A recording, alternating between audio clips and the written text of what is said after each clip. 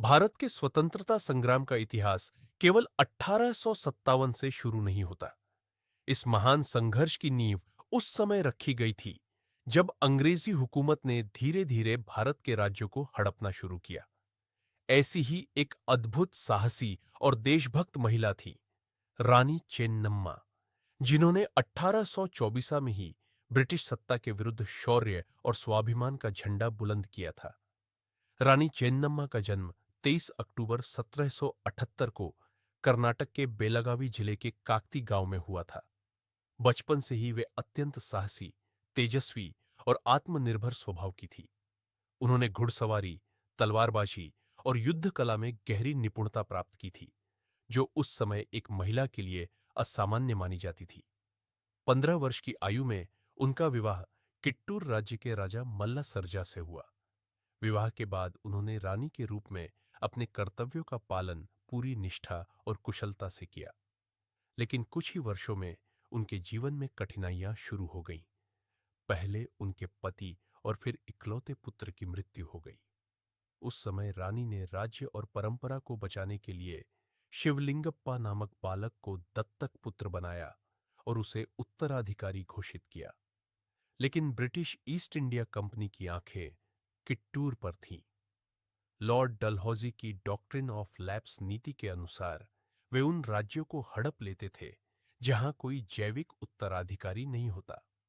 अंग्रेजों ने शिवलिंगप्पा को उत्तराधिकारी मानने से इनकार कर दिया और किट्टूर राज्य को हथियाने का प्रयास किया।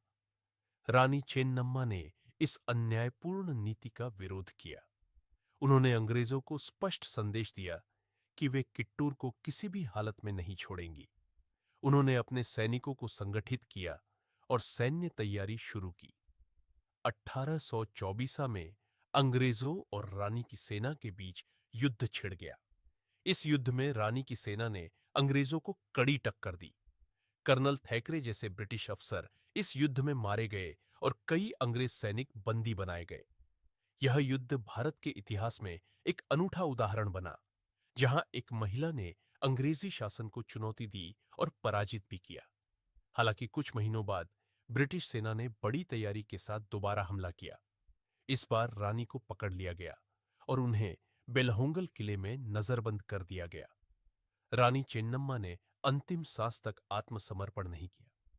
21 फरवरी 1829 को उन्होंने जेल में ही वीरगति प्राप्त की, लेकिन अपने पीछे एक ऐसा उदाहरण छोड़ गई जिसने बाद के स्वतंत्रता सेनानियों को प्रेरित किया। रानी की वीरता, त्याग और राष्ट्रभक्ति आज भी कर्नाटक की आत्मा में बसी हुई है। उनकी स्मृति में आज कर्नाटक में कई स्मारक है। उनके नाम पर स्कूल, कॉलेज और सड़कों का नामकरण किया गया है। भारत सरकार ने भी उनके सम्मान में डाक टिकट जारी किया। कर्नाटक के नागरिक आज भी हर वर्ष उनकी जयंती बड़े उत्साह से मनाते हैं। रानी चेन्नम्मा की गाथा बताती है कि सच्चा वीर वह है जो अन्याय के सामने झुकता नहीं, चाहे वो किसी भी युग में क्यों न हो। उन्होंने यह प्रमाणित किया कि भारत की नारियां केवल देवी या माता ही नहीं, बल्कि युद्ध भूमि की नायिकाएं भी है। रानी चेन्नम्मा का जीवन हर भारतीय के लिए गर्व का विषय है और उनकी कहानी आने वाली पीढ़ियों को साहस, त्याग और स्वाभिमान की प्रेरणा देती रहेगी। उनका नाम इतिहास के पन्नों में स्वर्ण अक्षरों में लिखा गया है, एक ऐसी रानी के रूप में जो वक्त से पहले स्वतंत्रता की मशाल लेकर खड़ी हो गई थी।